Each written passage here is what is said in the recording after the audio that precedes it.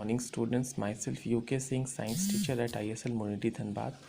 Today we will continue with the same chapter of class that is light. So in the previous class we have studied about the first law of reflection.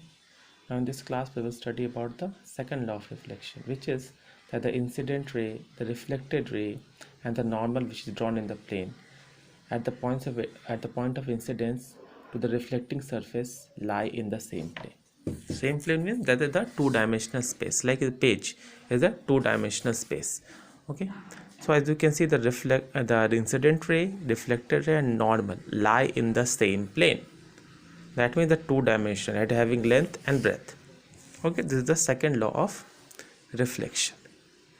Okay, so whenever we are studying about light, there are two important laws. First law we have already studied in the previous class. The second law is what we have studied. Now this diagram is very important. As you can see, the incident ray, reflected ray, and this diagram itself describes the both of the law. You can say the incident law hitting that at point where the reflection takes place, and the reflected rays, incident ray, reflected ray, and this is the normal. This is the angle of incidence, this is the angle of reflection.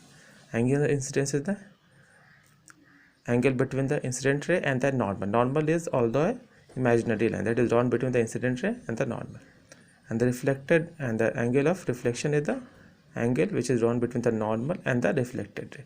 So in always there will be angle of incidence will always be equal to angle of reflection. Angle of incidence will always be equal to angle of reflection. And the second law is that this incident ray, reflected ray and normal will lie in the same plane.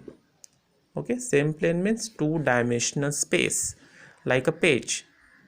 Okay, having length and breadth. So this was all about the second law. Okay, now we will study about another phenomenon which is called lateral inversion. Okay, so what actually is lateral inversion? You can say lateral and inversion. Inversion means to be in an inverted state.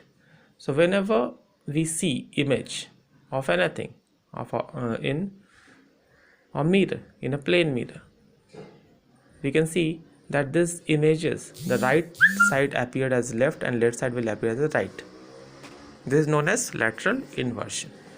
Okay, so when you are in the front of mirror, you raise your right hand, then in the mirror it will appear that the left hand is raised.